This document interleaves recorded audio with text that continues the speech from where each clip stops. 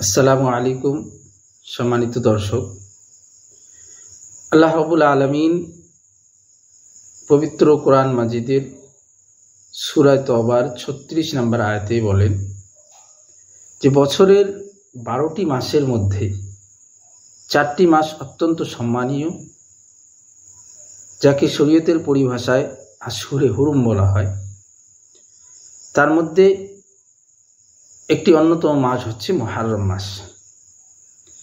এই মুহররম মাসের 10 তারিখের দিনকে শরীয়তের পরিভাষায় বলা হয় ইয়ৌমে আশুরা। এই আশুরার দিনের ফজিলত, এর মর্যাদা নবী করিম সাল্লাল্লাহু আলাইহি ওয়াসাল্লামের অসংখ্য হাদিস দ্বারা প্রমাণিত।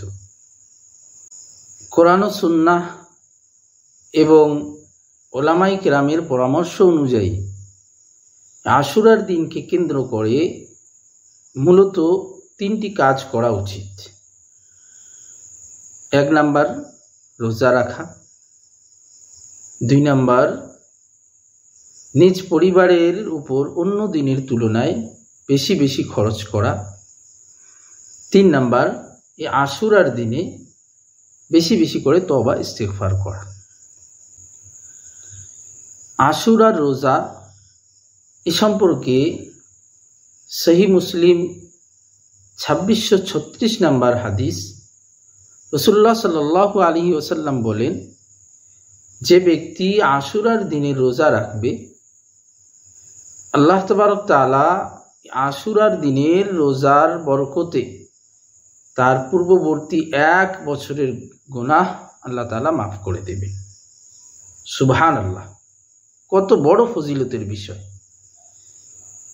আল্লাহ তাআলা আমাদের প্রত্যেককে আশুরার রোজা রাখার তৌফিক দান করুক। আশুরার রোজা এ সম্পর্কে আমাদের একটি মাসআলা মনে রাখা দরকার।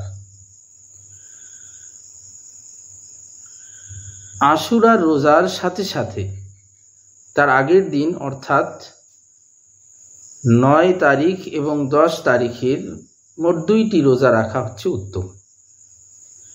তবে কিছু উলামাগণ লিখেছেন যে 9, 10 এবং 11 তারিখ মোট 3টি রোজা রাখা অতি উত্তম। আশুরার দিনের দ্বিতীয় আমল, এদিনে পরিবারের লোকদের উপর অন্য দিনের তুলনায় একটু দারাজ হস্তে খরচ করতে হবে। হযরত আব্দুল্লাহ ইবনে মাসউদ সহ মোট 4 জন সাহাবা থেকে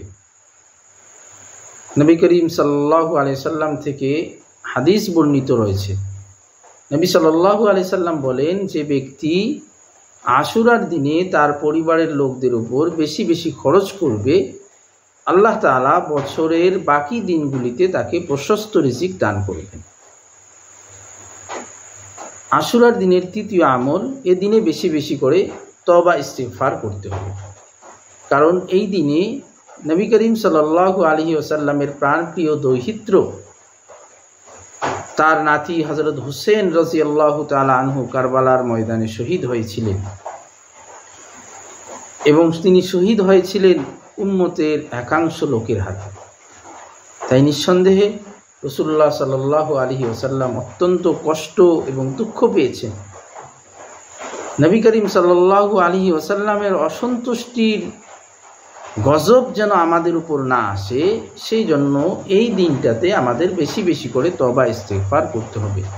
আল্লাহ তাআলা আমাদের প্রত্যেককে কোরআন ও সুন্নাহ বুঝে, শরিয়া বুঝে আমাদের প্রত্যেককে আমল করার তৌফিক দান করুক। আমিন।